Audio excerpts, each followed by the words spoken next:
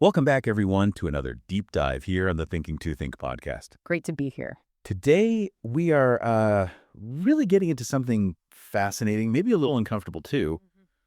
We're looking at achievement and ego, or rather, why some really successful people, the ones with all the degrees, the fancy titles, can sometimes have, well, the most fragile sense of who they are. Yeah, it's this deep connection, isn't it, between chasing credentials and maybe some underlying narcissistic tendencies. That's what we're unpacking. Exactly. We're diving deep into the psychology of it all. And our mission today, it's really grounded in this brilliant little story, an anecdote from M.A. Aponte's paper, The Mask of Credentials.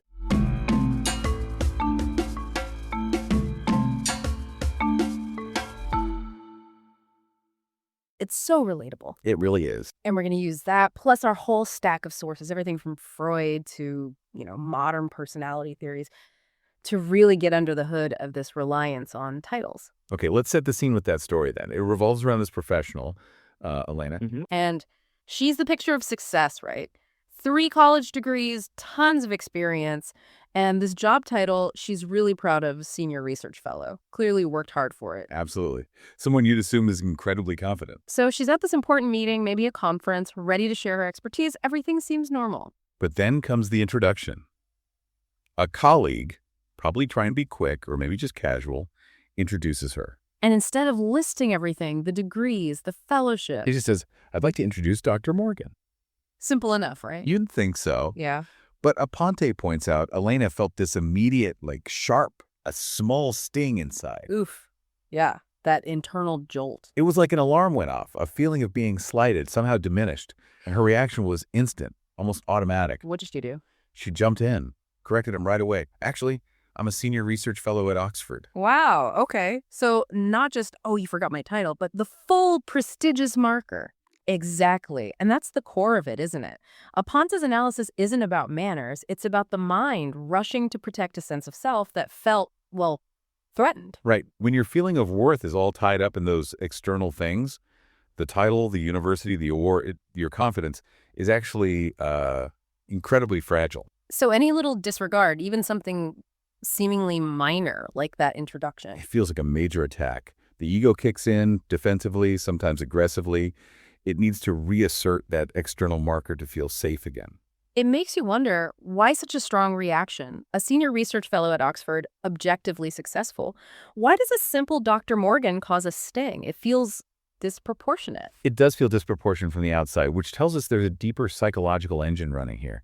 And that takes us straight to, Freud and the concept of the ego. Okay, the classic ego. Yeah, Freud saw the ego as, the part of us that deals with reality. It helps define who we think we are. Kind of the manager of the personality. Sort of, yeah. And critically, it defends us when we feel uncertain or attacked.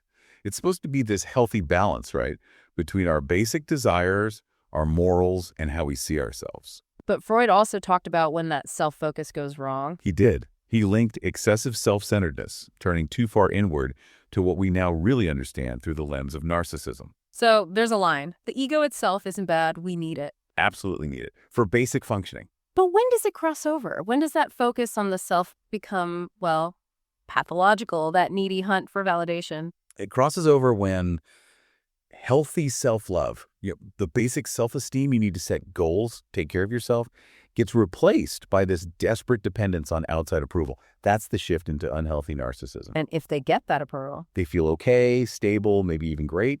But the second that external validation wobbles, if the praise stops or someone questions them or introduces them wrongly, defensiveness, anger. Yeah, or deep insecurity rushes in.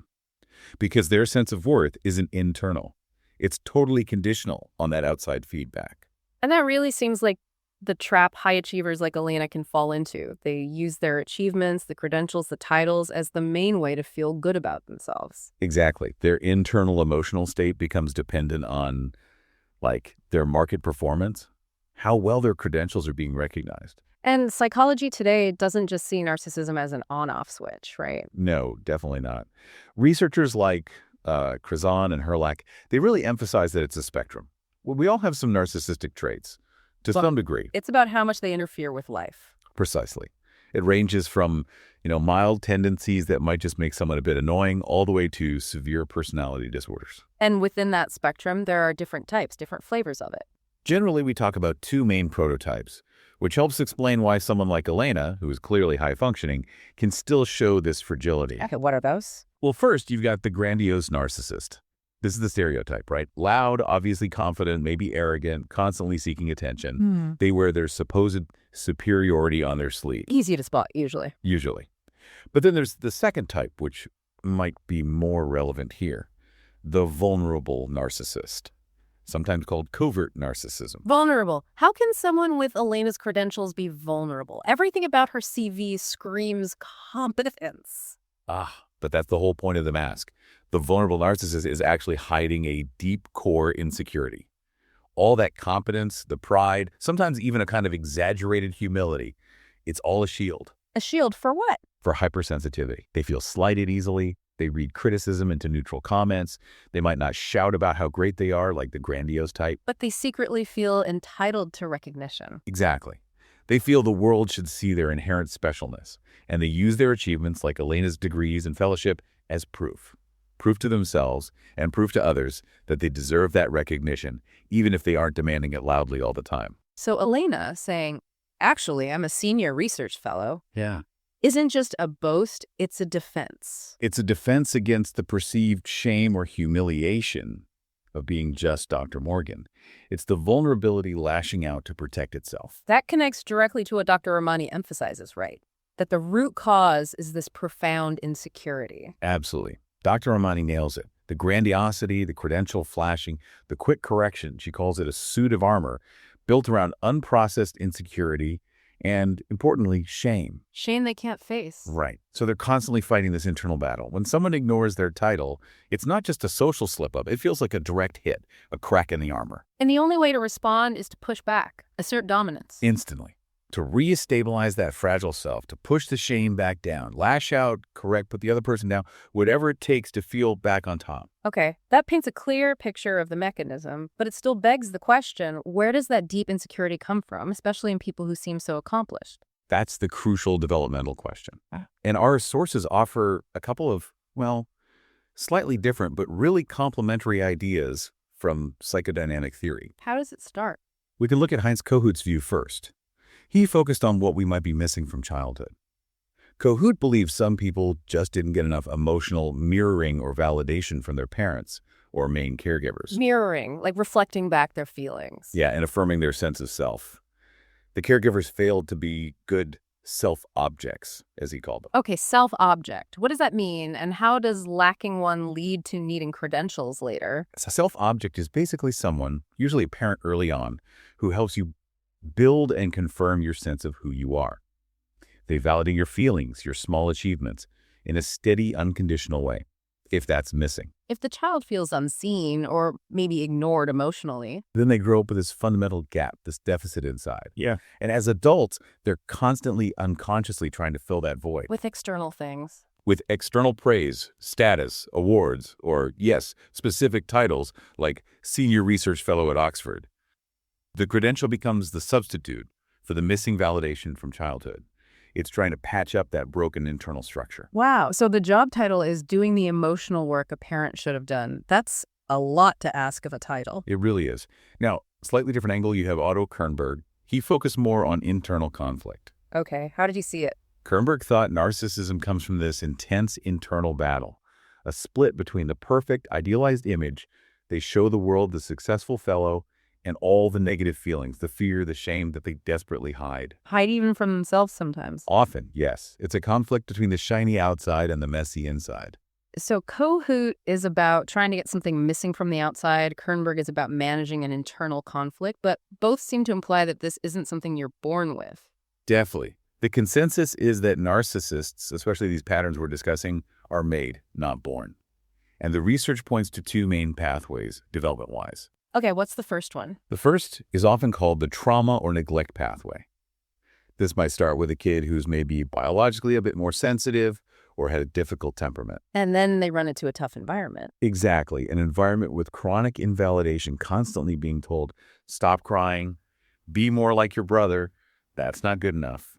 Or maybe there's a lack of secure attachment, perhaps due to neglect, abuse, or just chaos. That sounds like it would create a feeling of powerlessness. A deep sense of powerlessness, yes. That's so. And the feeling that their real self is somehow flawed or unacceptable. Schockwike and others talk about this, leading to turning away from real connection. Why turn away? To protect themselves from more disappointment or rejection. They retreat into this kind of self-absorption, building up a sense of superiority internally, almost as a defense. And that superiority needs constant proof. Proof like credentials. Proof like credentials. Yeah. Now, the second pathway is kind of the opposite, and maybe more famous, the overindulgence pathway. Right, spoiled child. How does being given too much lead to this defensive fragility? It seems counterintuitive. It does, but think about it. This is the child who gets excessive praise, often for just existing, told constantly they're special, better than others, maybe even that rules don't apply to them. That sounds like it builds entitlement. Huge entitlement, yes. Research shows this inflated praise is a direct line to entitlement, a key precursor to narcissistic traits. But the critical failure here is what they don't learn. What skills are missing? They never really learn to soothe themselves when things go wrong. They don't learn how to handle disappointment healthfully. And crucially, empathy often isn't modeled or expected. So they grow up expecting the world to cater to their specialness. Pretty much. And when the world inevitably doesn't, when someone gives the wrong introduction or they don't get the exact response they feel entitled to, they can't cope, it triggers this huge distress. And the credential becomes what? A tool to demand that special treatment. It becomes proof. Proof that they deserve the special treatment they expect. It's their evidence to wave at the world. So when that evidence isn't acknowledged, like with Elena, The whole system feels attacked. Which brings us right back to that narcissistic wound. let's zero in on that moment of the wound. Aponte calls it that. Others talk about a threat to self-esteem. Yeah, and Dr. Fox adds a really useful concept here. Variable self-esteem. People with these traits don't have consistently high self-esteem despite appearances. It goes up and down. Wildly. They swing between feeling grandiose, superior, on top of the world, often fueled by their credentials or recent praise, and then suddenly crashing down into feeling inferior, insecure, or worthless. So Elena walks into that meeting, probably feeling pretty good, riding high on her senior research fellow status. Exactly. But that feeling is built on sand. Then she hits something she can't control, the simple introduction. That's the trigger. That's the trigger. The slight, the perceived criticism, the non-acceptance cue.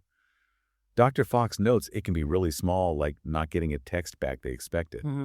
It flips the switch. And sends them sliding towards the insecurity pole. Right. And that rapid slide, that gap between the high and the low, creates intense psychological pain. It's humiliating, terrifying. So the correction, actually, I'm a senior research fellow. Is an emergency brake. It's the ego lashing out instantly to stop the fall, to push back against the shame, reassert the status, and climb back up to feeling dominant or superior again. Wow. It's a really reactive state. Highly reactive. And unfortunately, our modern world, especially online, seems almost designed to pour fuel on this fire. How so? How does culture feed into this? Well, think about what gets rewarded, especially on social media.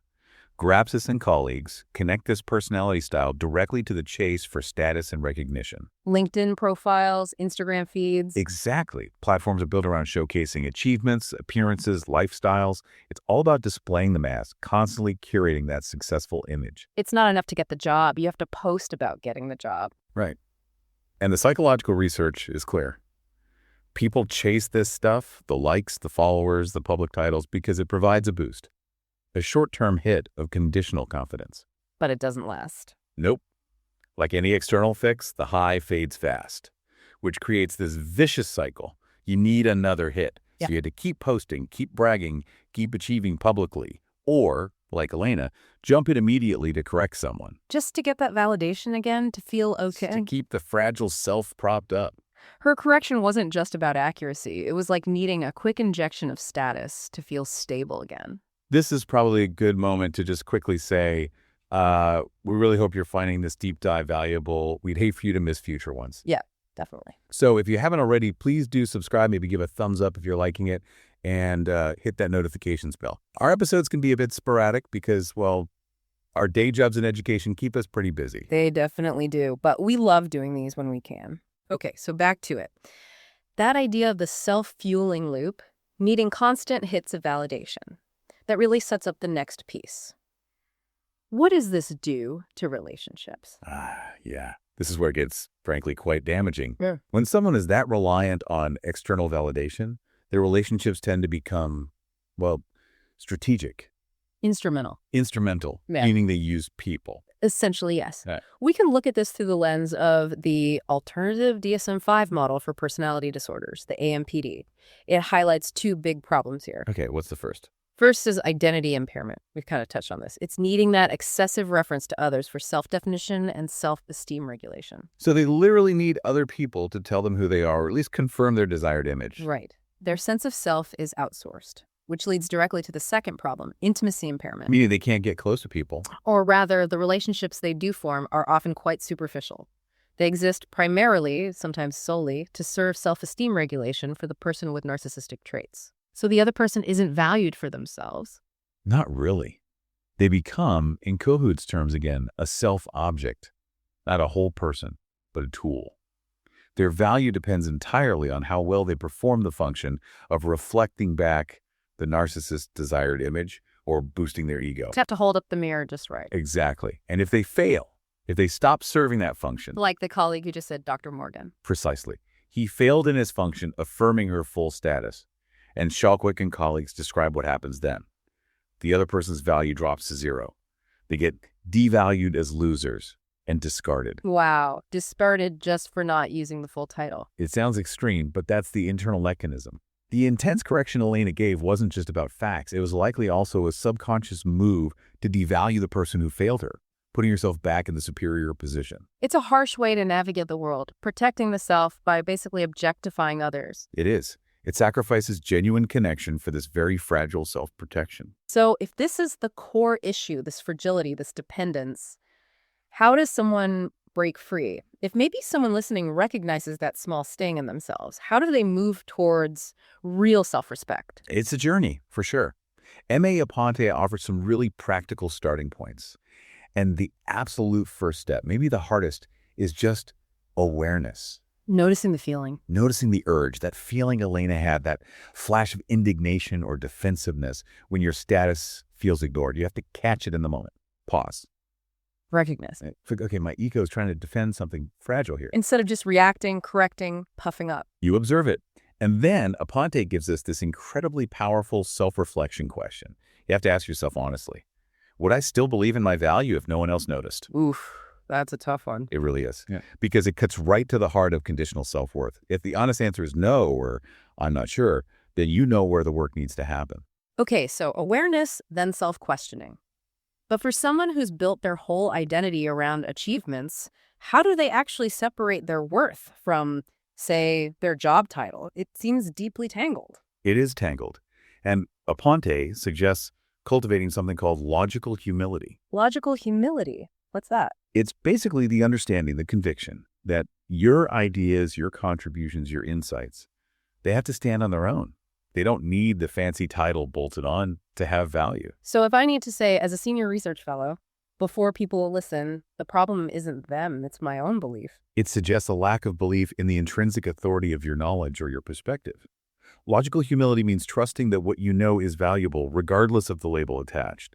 You have to be willing to let your work speak for itself without the credential as a crutch. Shifting the focus from the status of the speaker to the substance of what's being said. Exactly, because confidence that's built from the inside, genuine, unconditional self-worth that's durable. It doesn't disappear if someone forgets your title or you don't get the corner office. It's not dependent on the market. Right. And when you manage to separate your inherent value as a person from your list of accomplishments, that's when you start building real, lasting self-respect. The credentials then just become tools you use, not masks you hide behind. This has been, wow, such a detailed look at this whole mask of credentials idea. Starting with that tiny sting Elena felt and unpacking layers of psychology. It really shows how that need to display the mask, flash of the title, it's usually a protective shell around a vulnerable core, often rooted in those early experiences of insecurity or shame. And the way out isn't necessarily more achievement.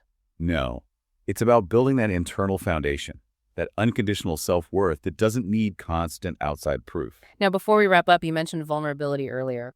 And the mask of credentials isn't the only mask people wear, is it? No, absolutely not. We focus a lot on the high status type, the Elena example. But the vulnerable narcissist, remember, can also express their entitlement covertly. Yeah. And sometimes that comes through suffering. Suffering. How does that work? Dr. Fox talks about this idea of grandiose suffering. Have you ever met someone who seems to constantly emphasize how uniquely terrible their experiences are, how much they've sacrificed, how deep their pain is, in a way that implies no one else could possibly understand? Yeah. It's like their suffering makes them special. Exactly. It's another form of asserting superiority, but through hardship instead of success. Schalkwick and others mention masochistic narcissism, where there's almost a secret pride, a hidden grandiosity in being the one who endures the most. So instead of I'm special because I'm a fellow at Oxford, it's I'm special because my burden is uniquely heavy. Precisely. It's still about being set apart, more significant, more sensitive, just using a different currency. It's a covert way to claim superiority. That is a really provocative thought to end on. It makes you, the listener, maybe reconsider people who seem excessively humble or who constantly foreground their struggles. Are they genuinely sharing, or is there an element of covertly asserting specialness, a kind of hidden entitlement through victimhood? It definitely challenges us to look beyond the surface, whether the mask is made of gold or maybe sackcloth. The key check remains. Is their sense of worth internal and unconditional, or does it rely on some external validation, whether through success or suffering? A lot to think about there. Okay, before we sign off, just a final reminder for you. Go check out the website. Yes, please head to our website. The link is in the description below. You can sign up for our free ebook there and also get updates on various products and services we're planning for members down the line. Thanks so much for tuning in and thinking along with us today. Thank you for listening to this Deep Drive in Thinking to Think podcast.